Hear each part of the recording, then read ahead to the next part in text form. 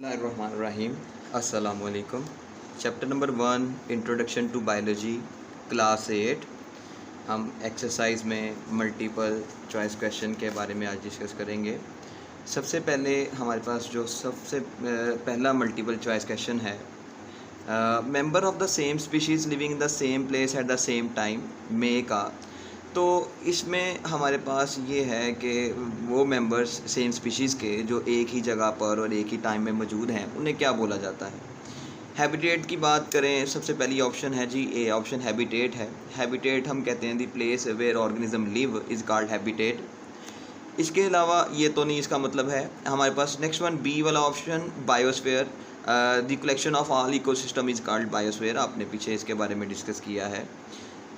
तीसरी जो ऑप्शन है वो हमारे पास कम्युनिटी है, हम member of the different species living the same place at the same time, तो ये ऑप्शन भी करेक्ट नहीं है। जो करेक्ट ऑप्शन है वो पॉपुलेशन है, जो member of the same species living the same place at the same time, ये ऑप्शन बिल्कुल करेक्ट है। इसका जो डेफिनेशन है बेसिकली वो पॉपुलेशन की है। तो हमारे पास जो फर्स्ट है उसका जो आंसर है वो हमारे पास पॉपुलेशन है। Member of the same species located at the same place at the same time. Next one को डिस्कस करते हैं। If scientist is studying the method of inserting human insulin gene in bacteria, ये scientist जो हैं वो study अगर करें, एक मेथड है जिसमें ह्यूमन इंसुलिन जो जीन है वो बैक्टीरिया के अंदर इंसर्ट करवाई जाती है और इंसर्ट करवाने के बाद बैक्टीरिया से प्रोटीन हासिल की जाती है और जो प्रोटीन है वो इंसुलिन है। तो हमारे पास इसमें लिखा हुआ है कि विच ब्रांच ऑफ बायोलॉजी में दिस बी, कौन सी ब्रांच है ये बायोलॉजी की। एनाटमी को आपने डिस्कस किया है, the structure of internal study of internal structure is called anatomy, तो this one is not correct. B option physiology, the structure the form and structure, इसमें हम स्टडी करते हैं, function and of different part of the body, इसमें हम study करते हैं, तो ये हमारे पास फिजियोलॉजी है। नेक्स्ट वन डी वाले जो ऑप्शन है फार्माकोलॉजी, इसमें हम मेडिसिन को स्टडी करते हैं, सिंपल। तो इन तीनों में से ऑप्शन में से तो कोई नहीं है हमारे पास। जो करेक्ट वन है वो बायोटेक्नोलॉजी है। Correct one is biotechnology.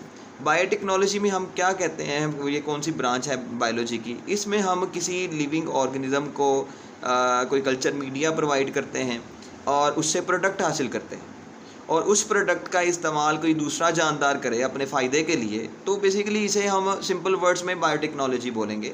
और यहाँ पर भी यही डिस्कस किया गया है कि बैक्टीरिया को हम कल्चर मीडिया प्रोवाइड करते हैं, उसके अंदर ह्यूमन इंसुलिन जीन इंसर्ट करवाते हैं और उससे हम इंसुलिन हासिल करते हैं, यानी कि जो प्रोडक्ट है वो इंसुलिन है, तो इससे हम दूसरे जानदार यानी कि ह्यूमन बींग को फ़ायदा पहुँचाते हैं, तो इसे हम बायोटेक्नोलॉजी में कंसिडर करेंगे। तो इसका सेकंड वन जो हमारे पास ऑप्शन है वो बायोटेक्नोलॉजी।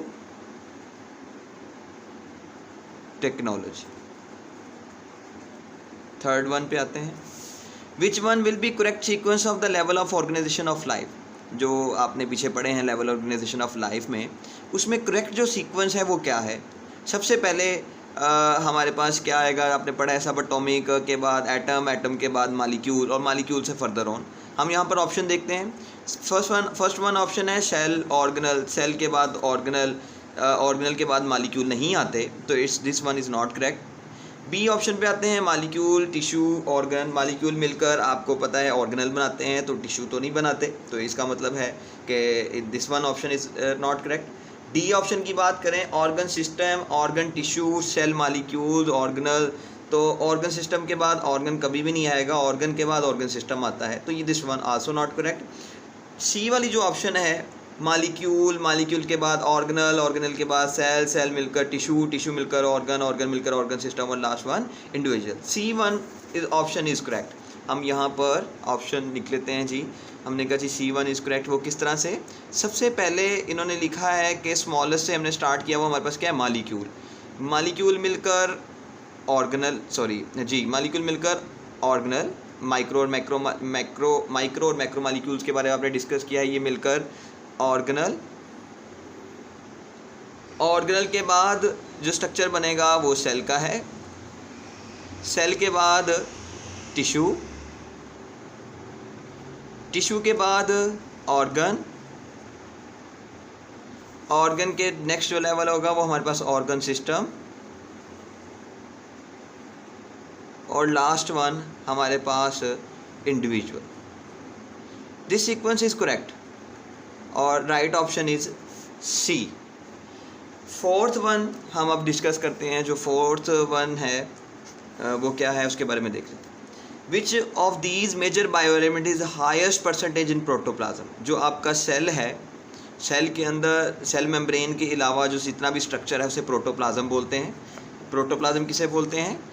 ये अगर सेल का स्ट्रक्चर है तो सेल मेम्ब्रेन के अंदर जितना भी न्यूक्लियर प्लाज्म और साइटोप्लाज्म, ये सब स्ट्रक्चर को हम अंदर सेल मेम्ब्रेन की जितना स्ट्रक्चर है उसको हम बोलेंगे प्रोटोप्लाज्म।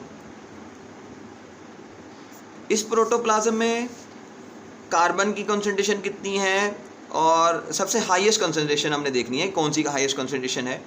आपने पीछे पढ़ा है कि कार्बन की जो कंसंट्रेशन है वो 18% होती है प्रोटोप्लाज्म के अंदर, हाइड्रोजन की 10% होती है, नाइट्रोजन की 0.03% और ऑक्सीजन की 65%। तो इसका मतलब हुआ जो फोर्थ वन वो करेक्ट ऑप्शन इज ऑक्सीजन।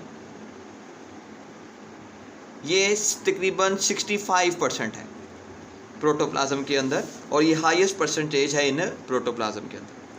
5 वाली की बात करते हैं अब। जो 5 वाला MCQs है, which of the following group include organism all of which are absorbed in the nutrition.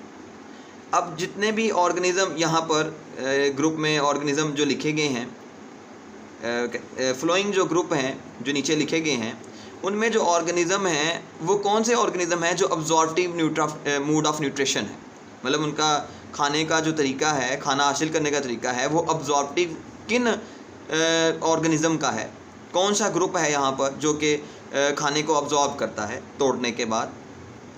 Protist की बात करें, प्रोटिस्ट जो हैं वो फोटोसिंथेसिस भी करते हैं, अपनी खुराक को खुद तैयार भी करते हैं और हेटरोट्रॉफी भी होते हैं। वो अपनी खुराक को खुद तैयार भी नहीं करते, मॉर्निंग टाइम फोटोसिंथेसिस करते हैं और रात के टाइम आप लगा लें कि ये हेटरोट्रॉफी हो जाते हैं। तो ये अपने न्यूट्रिएंट्स को अब्जॉर्ब नहीं करते। एनिमल्स की बात करें तो एनिमल्स जो हैं वो इंजेक्शन जो निगलते हैं खाने को, न्यूट्रिएंट्स को, न्यूट्रिशन को, और सी वाली जो बैक्टीरिया है ये भी इंजेस्ट करते हैं। और जो डी वाला ऑप्शन है वो हमारे पास करेक्ट वन है। जो फंजाई है, ये जो फंजाई है 5 वाले MCQs में जो करेक्ट वन ऑप्शन है वो डी है जी, फंजाई। फंजाई अब्जॉर्प्टिव इन नेचर है। ये अपने खाने को केमिकल के ज़रिए तोड़ता है और तोड़ने के बाद उसे अब्जॉर्ब कर लेता है। इस वजह से इसे अब्जॉर्प्टिव मोड ऑफ न्यूट्रिशन में कंसीडर करेंगे और ये ग्रुप है जो फंजाई ग्रुप है जो कि करेक्ट ऑप्शन है, जो कि मोड ऑफ न्यूट्रिशन का अब्जॉर्प्टिव है। 5 वाले का ऑप्शन है जी डी, फंजाई। 6 वाला MCQs जो है, similar cells are organize into group and performing same function are known as. सबसे पहले ऑप्शन है ऑर्गेनल। ऑर्गेनल हमें पता है कि different micro and macro molecule arrange themselves in a particular order to form organelle. तो उसमें माइक्रो और मैक्रो मॉलिक्यूल्स हैं, टिश्यूज तो नहीं है, सेल तो नहीं है। नेक्स्ट वन जो ऑर्गन है, different tissues are organized and form a special structure called organ, ये भी ऑप्शन नहीं है।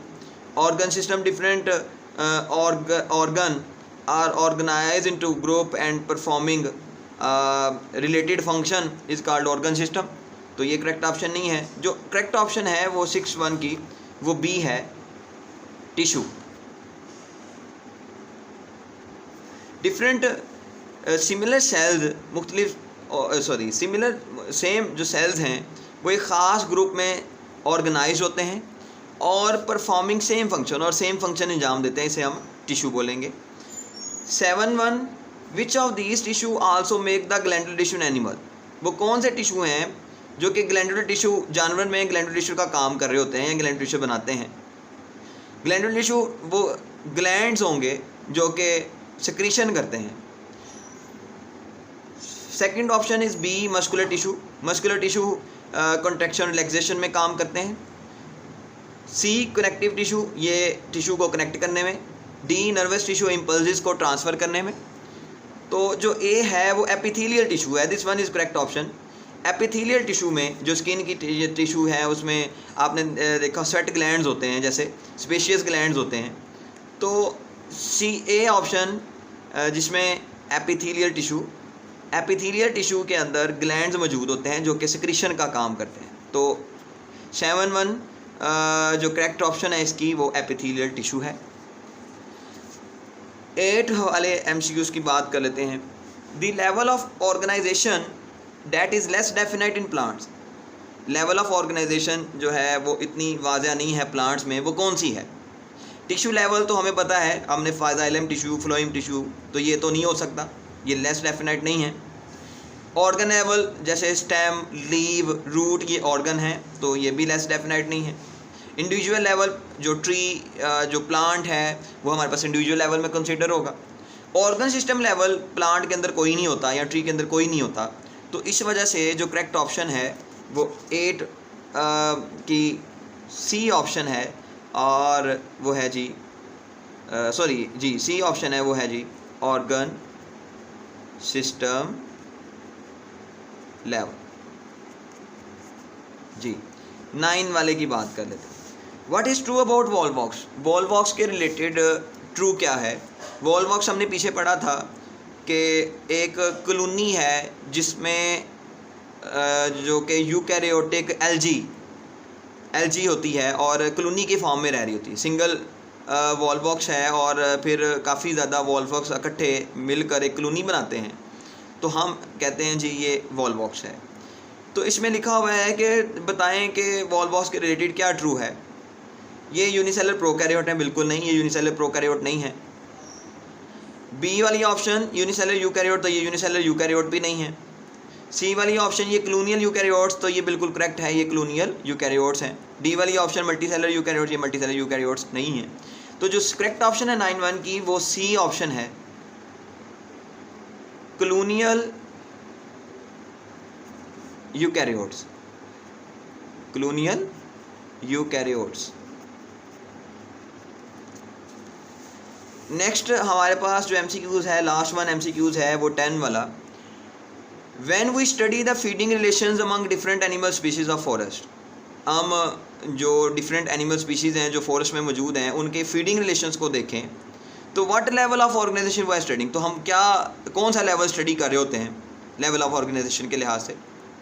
इंडिविजुअल में एक ही स्पीशीज़ आ सकती है, लेकिन यहाँ पर डिफरेंट स्पीशीज़ की बात हुई है। पॉपुलेशन में भी सेम स्पीशीज़ आती है, लेकिन यहाँ पर डिफरेंट एनिमल स्पीशीज़ की बात हुई है। बायोस्फीयर तो एक कलेक्शन ऑफ ऑल इकोसिस्टम है, तो this one is not correct. और correct one is C, community में डिफरेंट स्पीशीज़ आती हैं और आप उसमें फीडिंग हैबिट भी देख सकते हैं डिफरेंट स्पीशीज़ का। तो जो करेक्ट ऑप्शन है वो कम्युनिटी। आगे जो हम डिस्कस करने लगे हैं वो हमारे पास एक्सरसाइज है।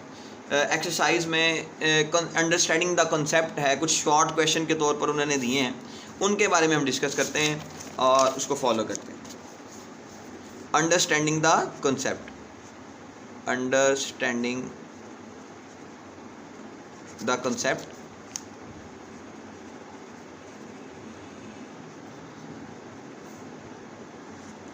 सबसे पहले क्वेश्चन ये है, arrange the structure in order of lower level of organization to upper level.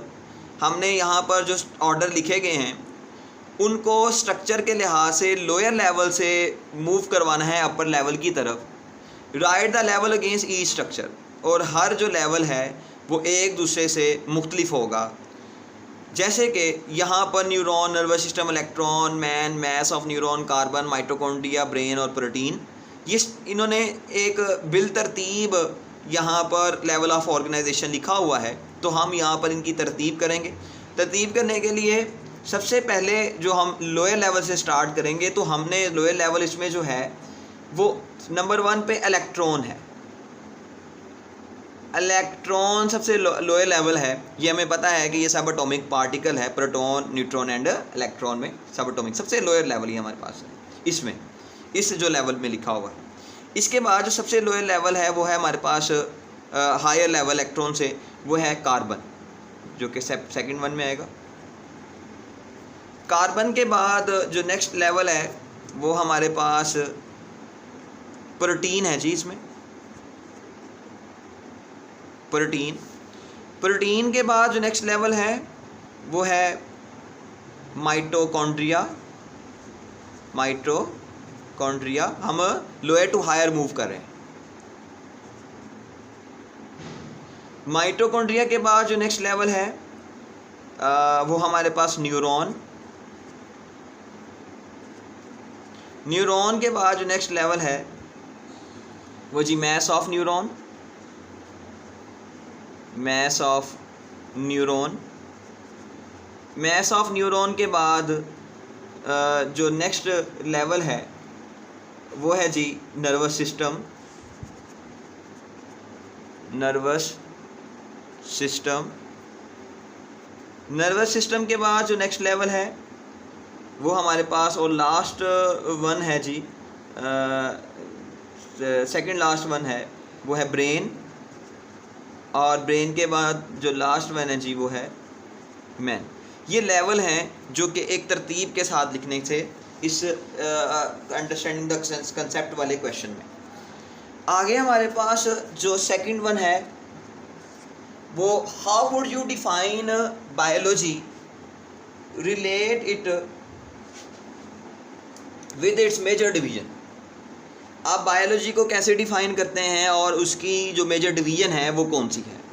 इसमें आप जो पेज नंबर 2 है उसमें बायोलॉजी के रिलेटेड डेफिनेशन, और इसके अलावा आपने इसमें डेफिनेशन के अलावा आपने मेजर जो डिवीज़न है ज़ूलॉजी, बॉटनी और माइक्रो बायोलॉजी। माइक्रो बायोलॉजी हम पेज नंबर 2 निकाल लेते हैं और इसको देख लेते हैं जी। हमारे पास पेज नंबर 2 जी, यहाँ पर आपने इंट्रोडक्शन टू द बायोलॉजी है, आपने बायोलॉजी के बारे में बताना है जो आपने पढ़ा है, और डिवीज़न है 3, ज़ूलॉजी, बॉटनी और माइक्रोबायोलॉजी, इनके बारे में बताना है। नेक्स्ट वन जो हमारे पास थर्ड वन क्वेश्चन है, जो थर्ड वन है draw table showing the branches of biology and the study these deal with. ये पेज नंबर 3 पर ब्रांचेस मौजूद हैं, उनको टेबल की फॉर्म में लिखना है। जैसे अगर देखा जाए तो मैं यहाँ पर टेबल बना कर दिखा देता हूँ। ब्रांचेस कोई ले लें, जैसे माइक्रोबायोलॉजी है, माइक्रोबायोलॉजी। इसके अलावा कोई भी आप ले लें, जैसे पैरासाइटोलॉजी, ठीक है। अब आपने इसको टेबल बनाकर कुछ इस तरह से इसको एक्सप्लेन करना है। यहाँ पर माइक्रोबायोलॉजी की डेफिनेशन आ जाएगी, यहाँ पर पैरासाइटोलॉजी की, और यहाँ पर इसी तरह ब्रांच कोई नेम और फिर इसकी यहाँ पर डेफिनेशन। ब्रांचेस बनाकर आपने टेबल बनाकर आपने ब्रांचेस को लिखना है। डिस्कस कर लेते हैं। पीछे लास्ट पेज नंबर 3 पर हमारे पास ये सारी ब्रांचेस हैं। इनमें से जो ब्रांचेस 4 नंबर का क्वेश्चन होगा, कम से कम 5 जो ब्रांचेस आप जो है वो लिख दीजिएगा, और कोई सी भी, तो वो आपका आंसर कंप्लीट हो जाएगा। Third one draw table showing the branches, sorry ये हो गया, थर्ड वन हमारे पास कंप्लीट हो गया। नेक्स्ट वन हमारे पास है 4 जी। 4 वाले क्वेश्चन पे आते हैं। Give point two advocate that biology is link with physics, chemistry, mathematics and geography. इसका जो आंसर है वो पेज नंबर 4 वाले का पेज नंबर 4 है। तो आपने इसमें ग्राफी एंड इकोनॉमिक्स, मतलब इसमें आपने related to the biology, page number है जी 4, आपने relation of biology to other sciences है, जिसमें biophysics, biochemistry, biomathematics, biometry, biogeography और बायो इकोनॉमिक्स के बारे में बताना है। आगे हमारे पास 5 वाला क्वेश्चन है। 5 वाले क्वेश्चन में how would you distinguish the biomolecules from other molecules.